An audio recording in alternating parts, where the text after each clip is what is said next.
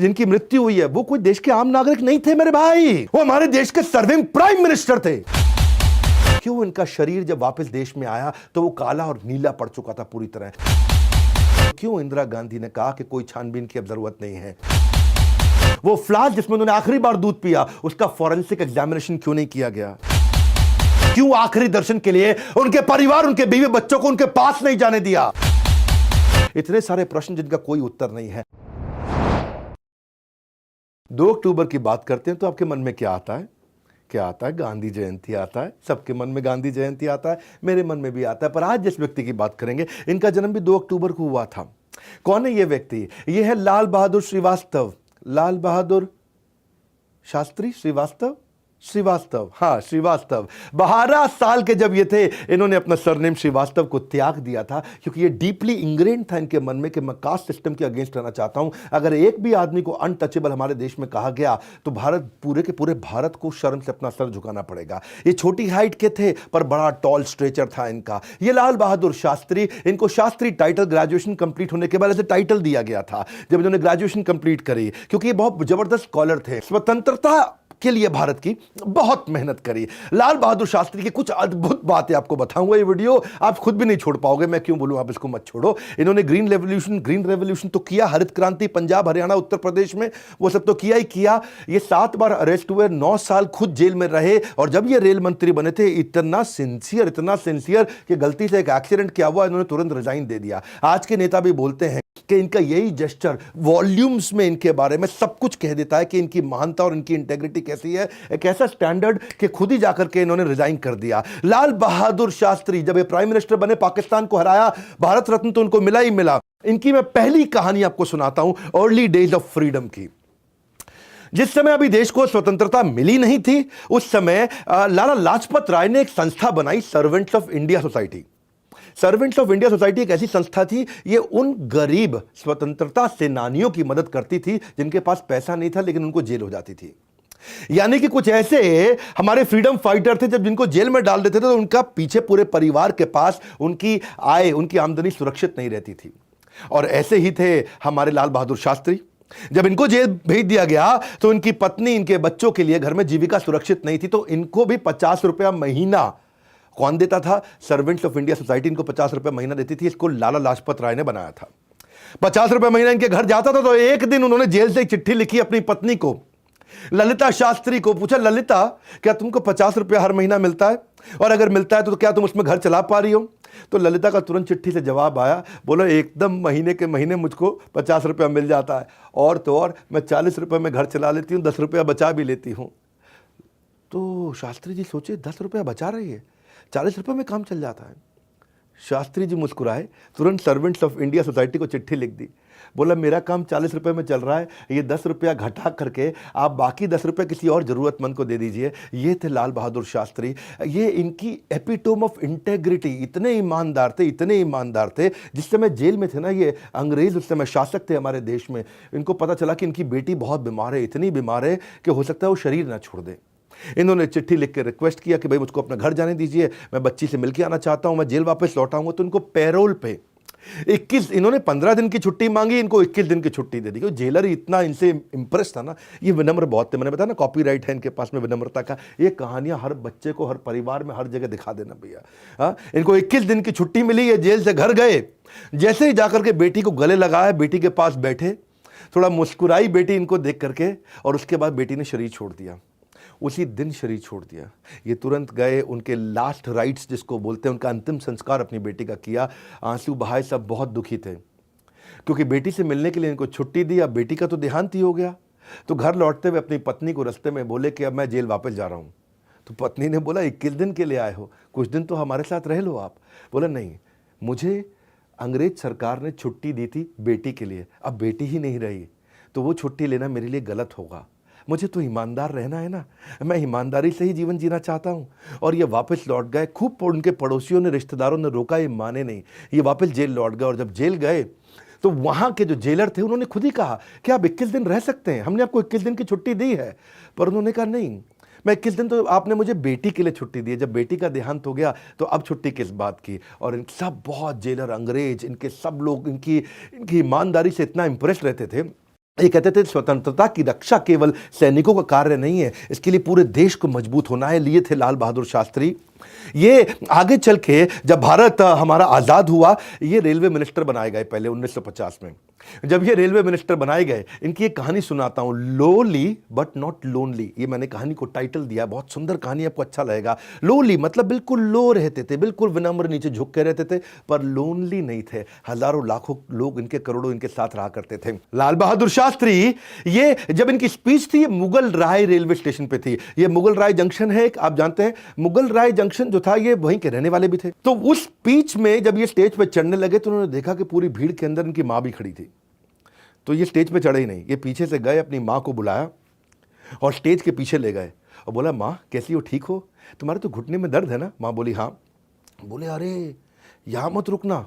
मां बोली क्यों? अरे यहां पे मंत्री जी आने वाले। बोले कौन से मंत्री? वो रेल मिनिस्टर आने वाला है, आप निकल जाओ यहां से, भीड़ भाड़ हो जाएगी, कहीं चोट वोट लग जाएगी अपनों।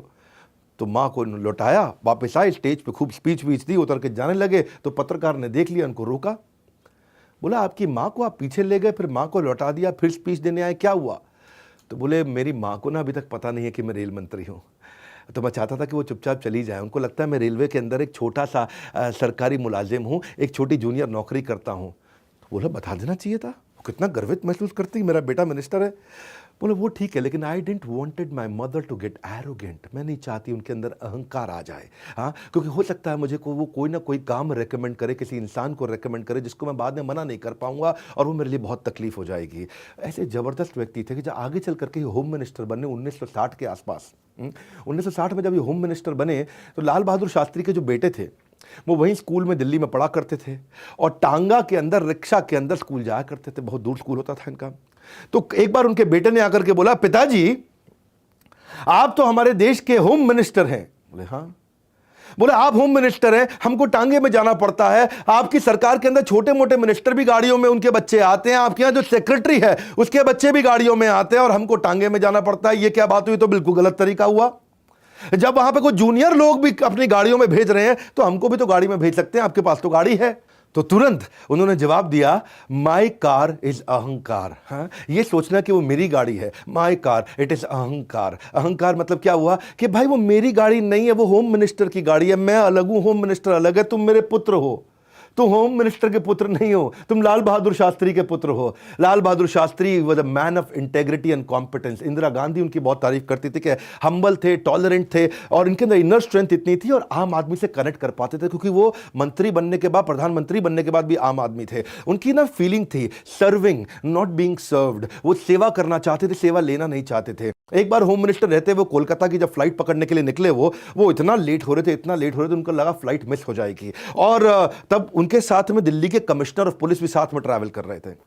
कमिश्नर ऑफ पुलिस बोले बहुत सिंपल है सर, मैं ये रश आवर है, ट्रैफिक का, आपको दिक्कत हो जाएगी, मैं सायरन के साथ में आगे गाड़ी की पूरी कॉन्वॉय लगा देता हूं, वो करते आपको ले जाएगा, सारा ट्रैफिक रुकेगा और आप फट से एयरपोर्ट पहुंच जाएंगे, 10 मिनट में एयरपोर्ट पहुंचा देंगे, नहीं तो आपको 1 घंटा लग जाएगा।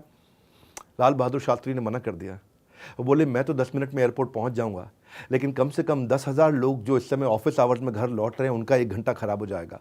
और 10,000 लोगों का 1 घंटा मतलब अपने 10 मिनट बचाने के लिए मैं लोगों के 10,000 घंटे खराब नहीं कर सकता। उनको वीआईपी मूवमेंट के सख्त खिलाफ थे, अपने आप को आम आदमी की तरह देखना चाहते थे। शास्त्री जी आगे चल के 2nd प्राइम मिनिस्टर बने हमारे देश के।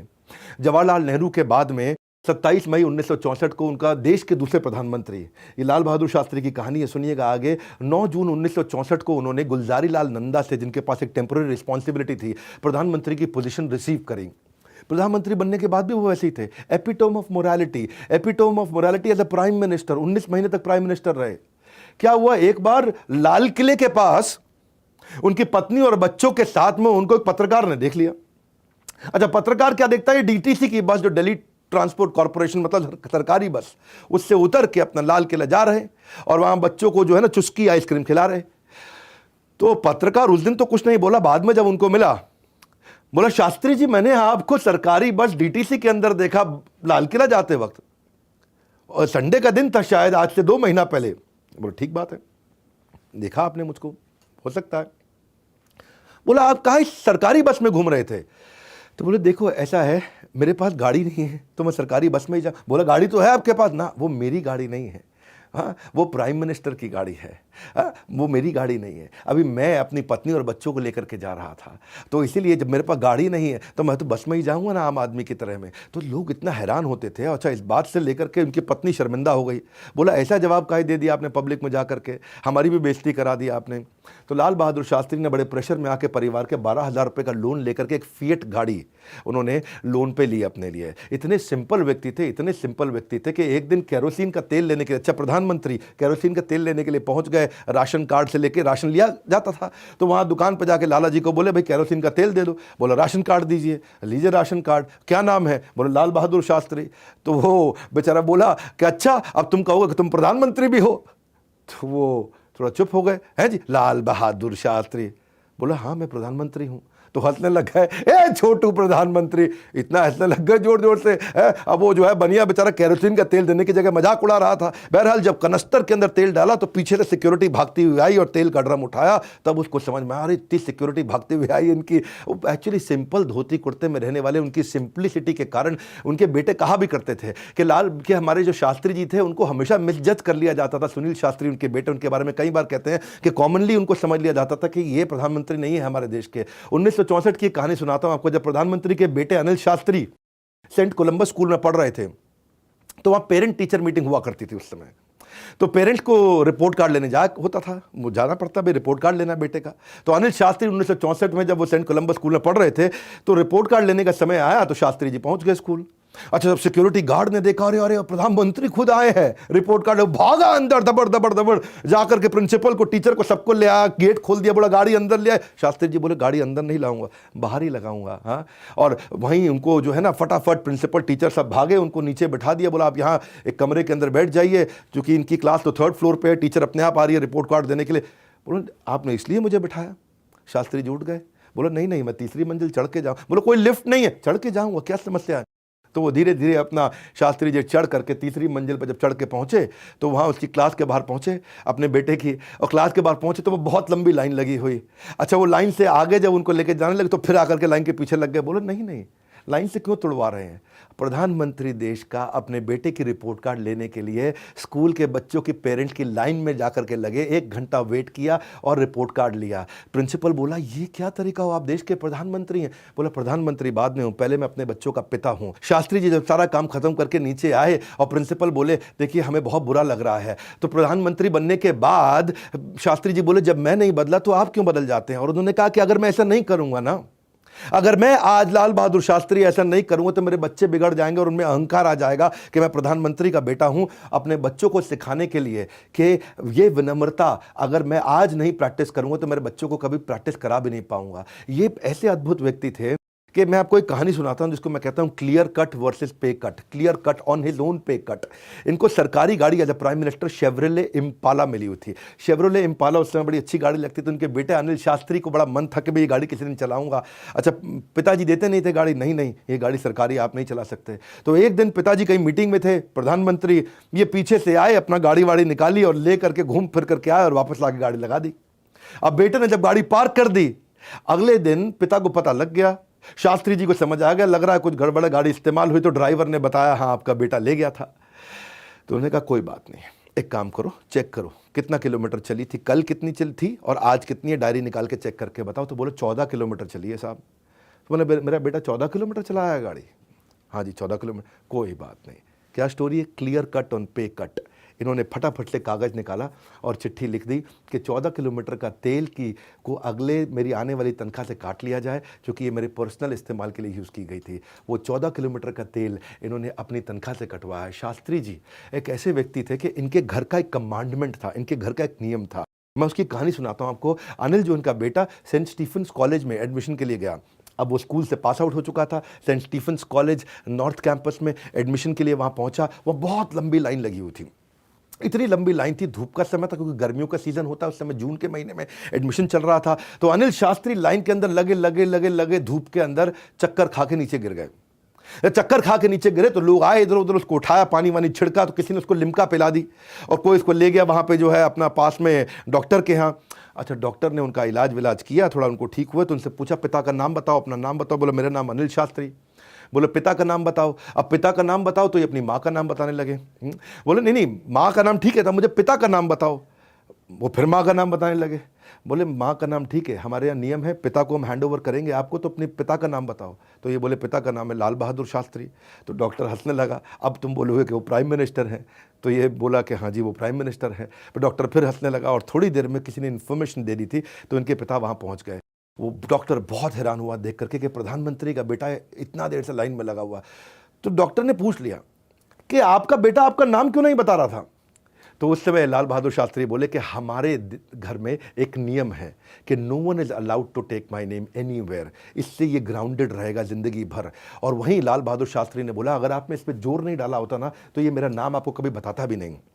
और नाम ना बताने की कहानी सेंट स्टीफन से पास आउट होने के बाद, क्योंकि मैं पूरे परिवार को साथ ले रहा हूँ, अनिल शास्त्री का भी देखा अपने स्कूल से, फिर वो कॉलेज से, फिर अब उनकी नौकरी लग गई।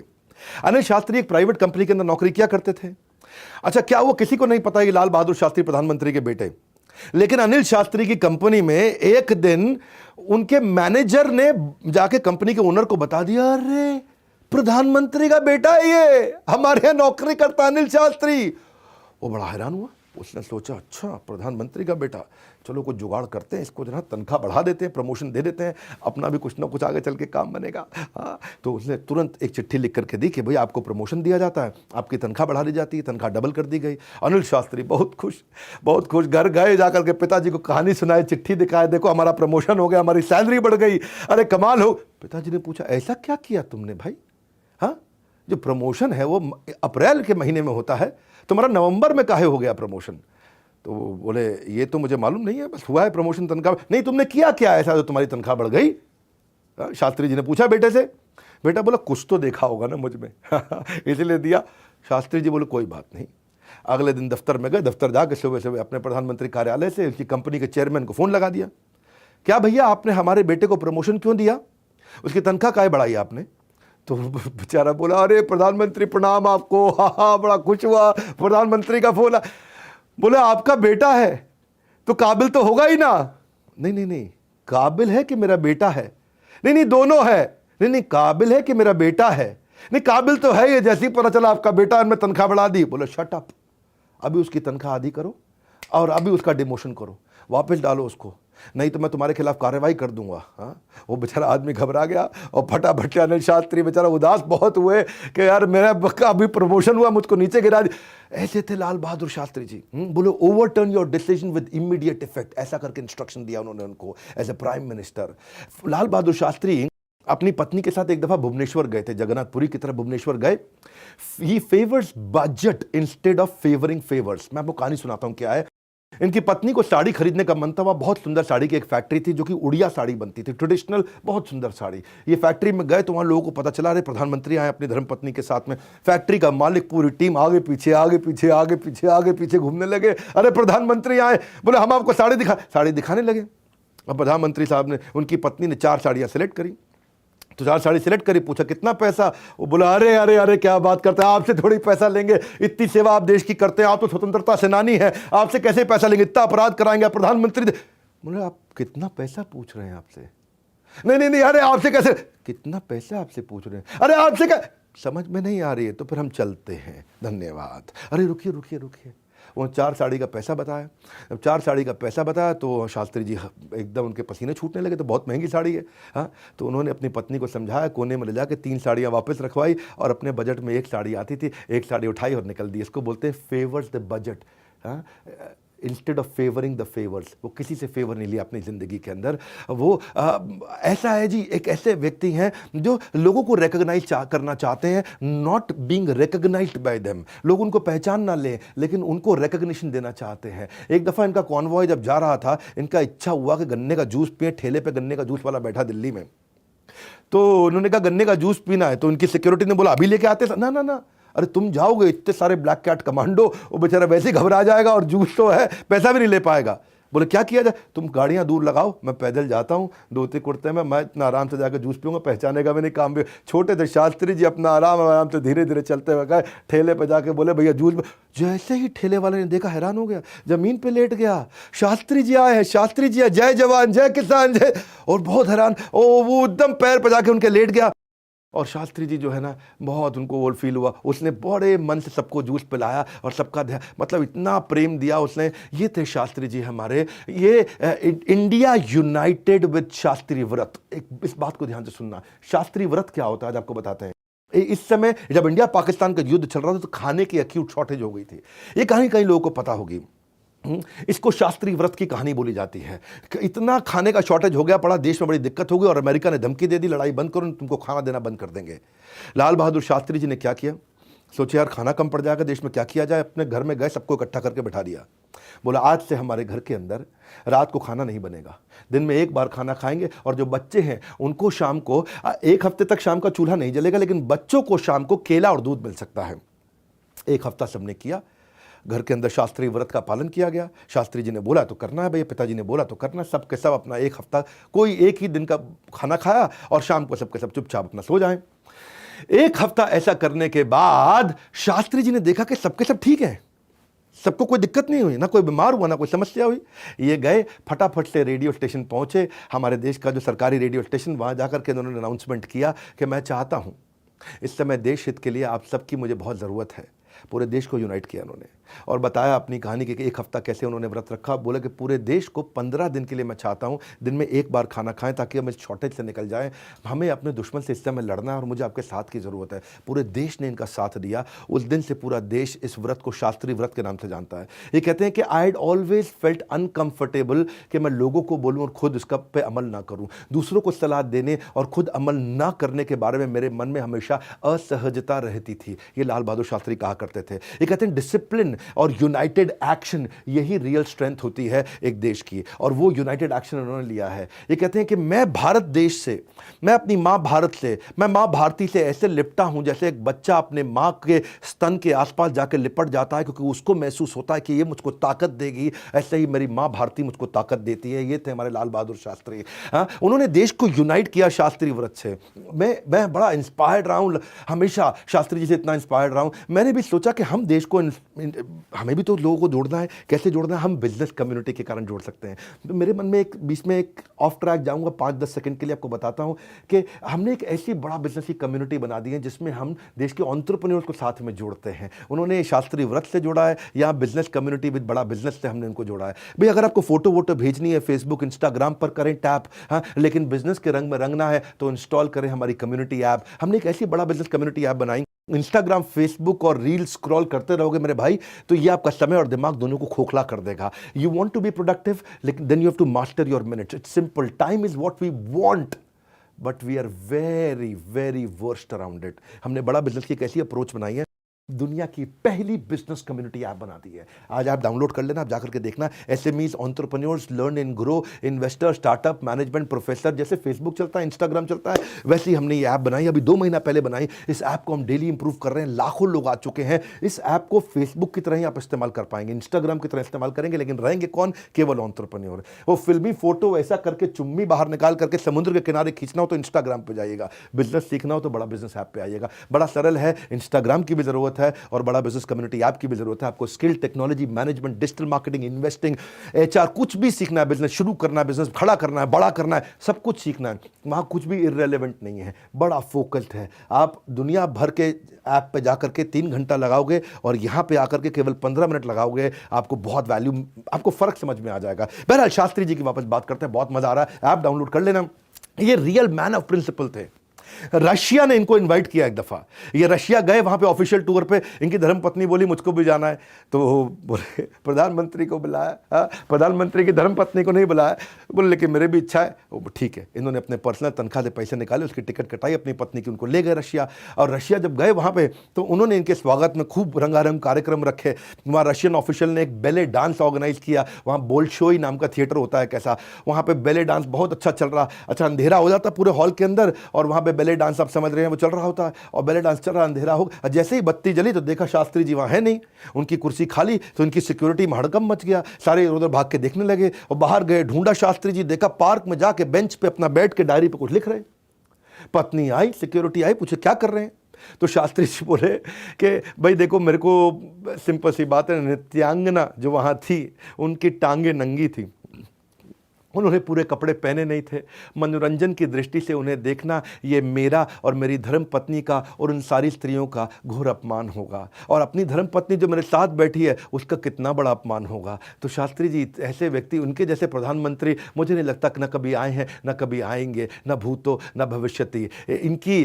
इन्होंने जो वो गाड़ी खरीदी थी ना, मैं उसकी एक बात आपको जरूर जाते जाते बताना चाहता हूँ। इसकी कहानी का नाम है paying the interest versus conflict of interest. क्या मतलब हुआ?